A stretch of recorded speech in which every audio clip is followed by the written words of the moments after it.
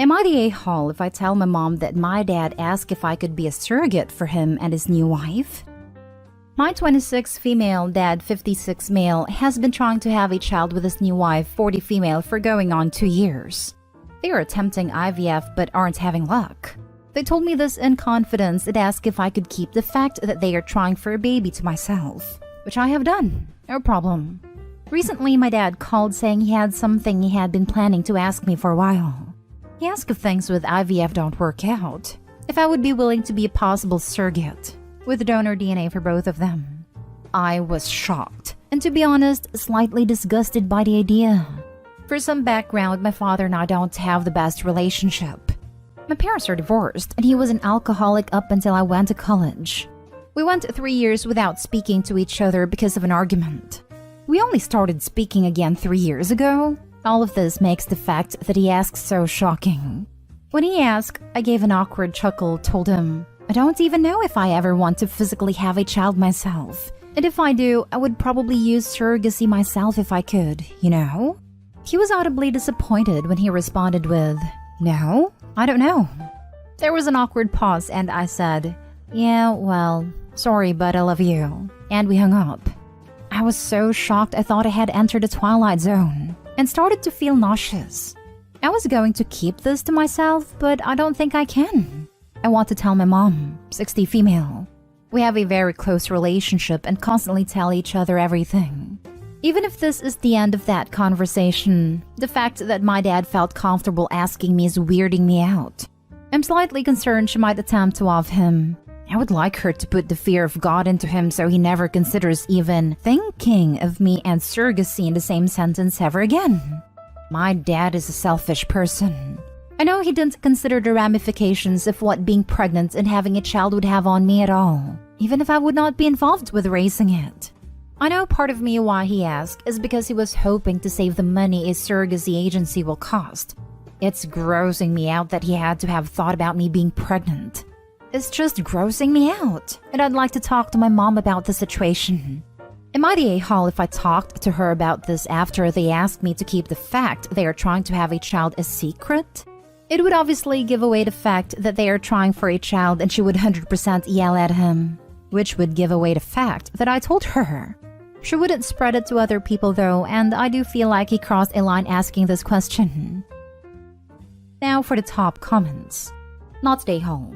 I'm usually the camp of don't spill secrets, but this is a huge ask. And if you need to confide in your mom, confide in her. It's something that majorly affects you. If it eases your mind, you wouldn't even qualify to be a surrogate. No legit fertility place will allow you to be impregnated, so his attempt to get around other fees would fail.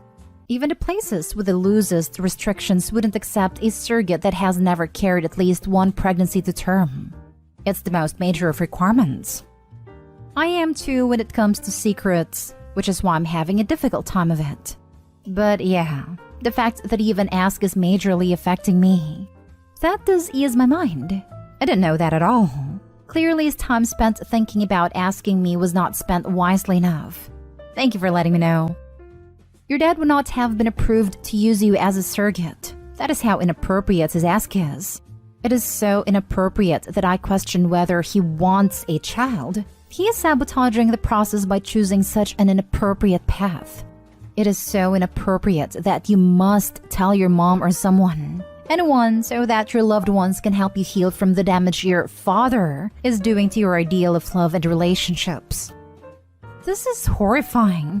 Not only is that request just creepy and, I don't even know, I truly can't find the right words. Abhorrent? You need to previously have carried a child to qualify to be a surrogate anyway.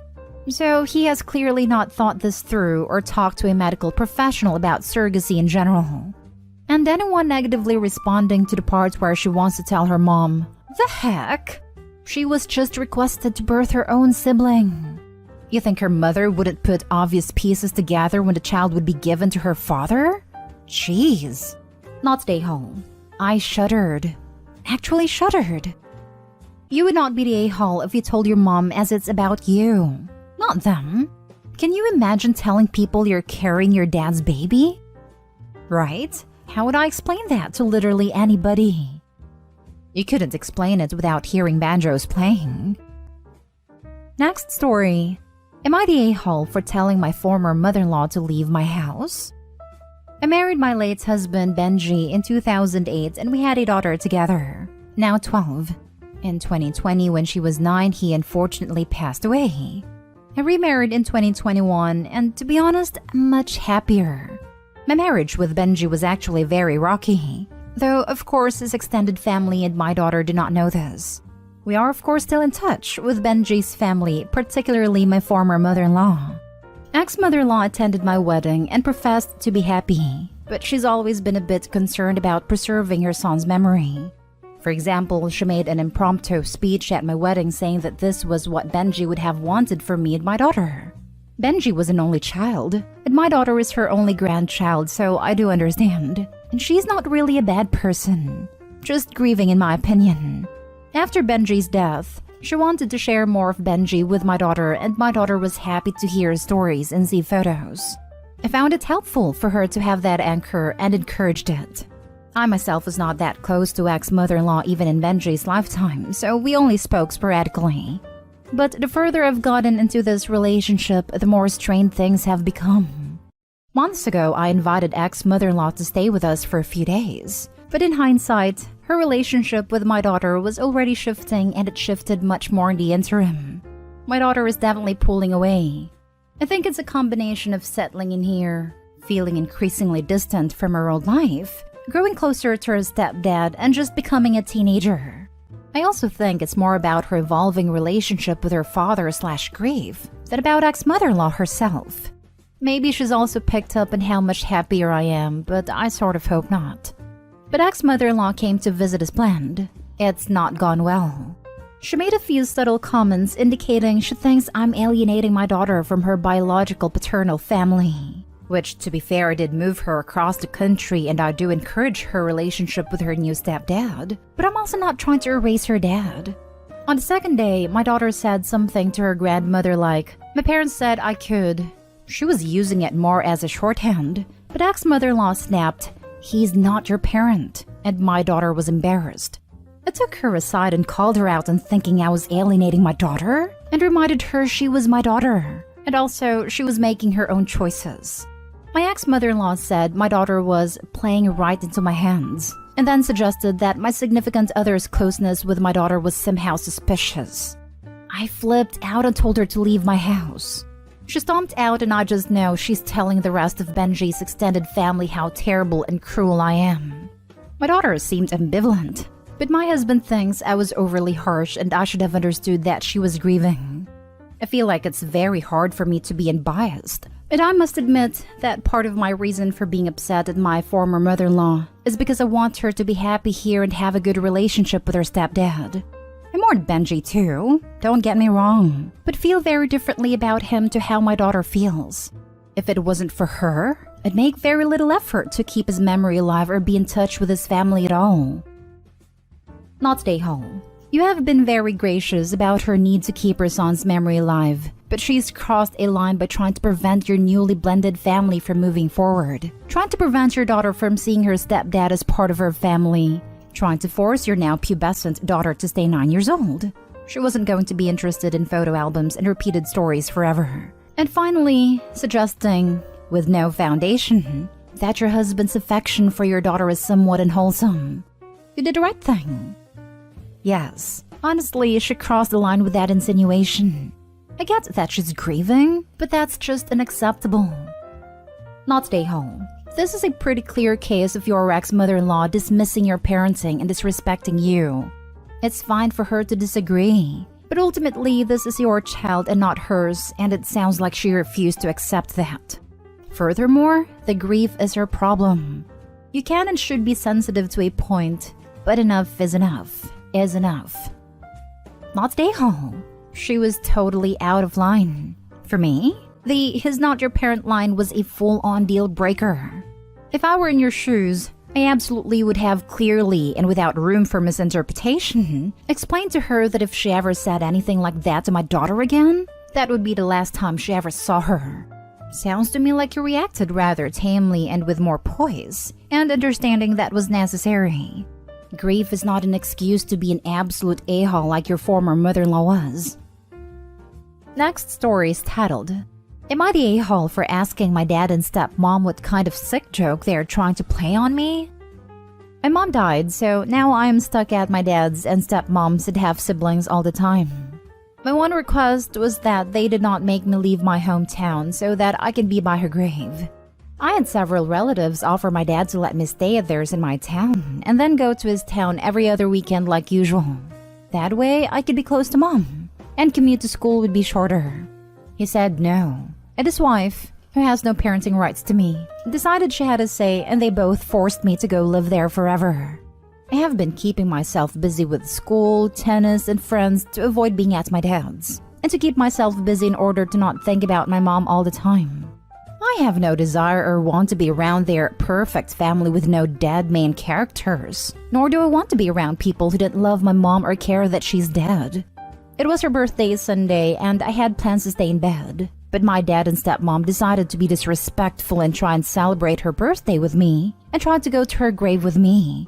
I was furious at them both, and asked them what kind of sick joke they were trying to play on me. I told my dad to stop acting like he gave the slightest crap about my mom when he divorced her.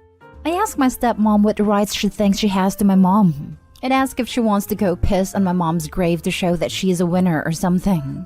My dad yelled at me because my stepmom cried. So I wanted to know if I was actually an a-hole, or if it was my dad putting my last again. Edit. I'm going to ask my dad and stepmom a list of 30 questions I have made that my mom and her extended family and my friends know about me.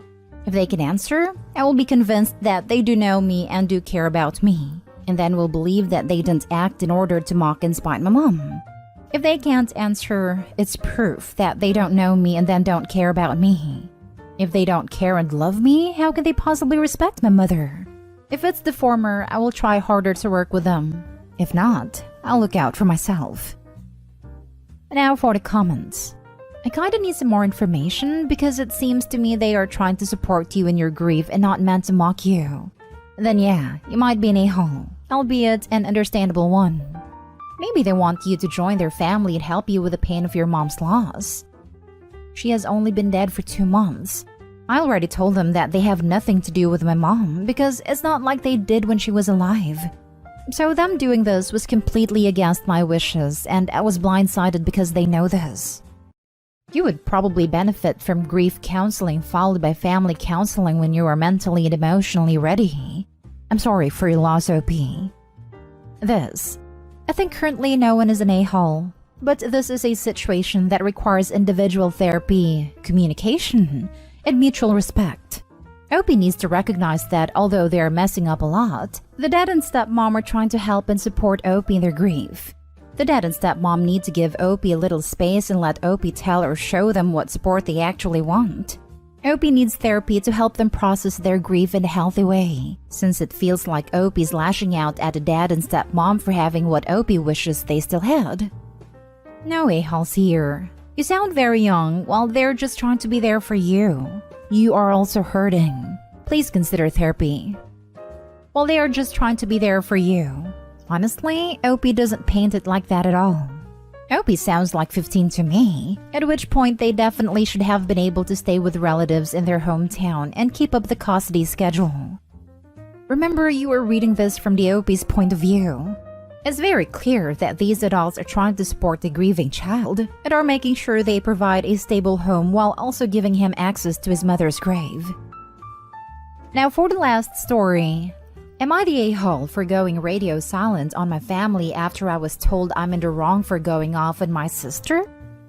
So, I 27 female, am married 29 male, and in February, my sister 34 female dropped her 2 kids, 10 female and 6 male, to go on a last-minute out-of-state trip. When the 10-year-old was getting ready for her shower, she asked if I could check her hair. Confused, I asked why would I be doing that, but also told her, yes, I'll check it. My niece tells me she had head lice and has had it for a while. I'm shocked, after not being told any of this. I check her hair and sure enough, there's not only eggs but moving head lice. I ask her what her mom had been using to get rid of it, and my niece says mayo and vinegar. I'm baffled, so I call my sister again. After I've already called about them not having clothes packed, they had random clothes packed in their suitcases. And she goes, "Oops, it must have slipped my mind." How does head lice slip your mind?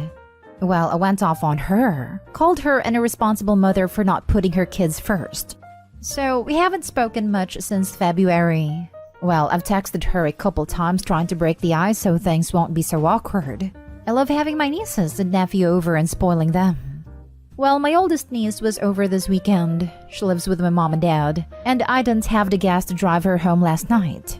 My mom sent my sister's husband, who is an abusive POS, but that's a story for another time, to pick up my oldest niece, 12 female. My other niece came over, so excited to see us, and informed us that her and her brother are never allowed over to my house again. He begged me to talk to her mom about it. I called my mother and sister and finally asked what was going on. My mother said she wasn't pleased with how I handled things with my sister, and I was wrong for going off on her. My sister told me she's salty and done discussing her kids with me, and she hung up. I informed my mother I'm going radio silent and won't be speaking to any of them for a while because my feelings are valid. I might be the a-hole because I tried to tell my sister how irresponsible she was being with her kids. So, am I the a-hole? Not the a-hole. I'd be furious. It's not just treating everyone's hair, it's boil washing the sheets, pillowcases, towels, etc., and continuing to check everyone's hair. I have very thick and curly hair, and it took me 2 months to get rid of them. I got it in high school. I had medium length, thick, straight hair, and it took the better part of 4 months to be completely rid of them.